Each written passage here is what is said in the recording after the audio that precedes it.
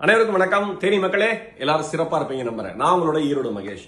இந்த வருடம் டிசம்பர் 21ஆம் தேதியிலிருந்து 28ஆம் தேதி வரைக்கும் பிரம்மாண்டமா தேனி புத்தக திருவிழா நடக்க போகுது. நம்ம நாடார் சரஸ்வதி ஆண்கள் மேல்நிலைப்பள்ளி மைதானத்துல, ஃபாரஸ்ட் ரோட்ல. ஓகேவா? வழக்கமா நடக்கிற இடத்துல இல்ல, இந்த தடவை நம்மளுடைய இந்த பள்ளி மைதானத்துல தான் நடக்க போகுது. எல்லாரும் வந்துருங்க. ஏன்னா வாசிப்பு மட்டும்தான் மனுஷனா மாத்தும்.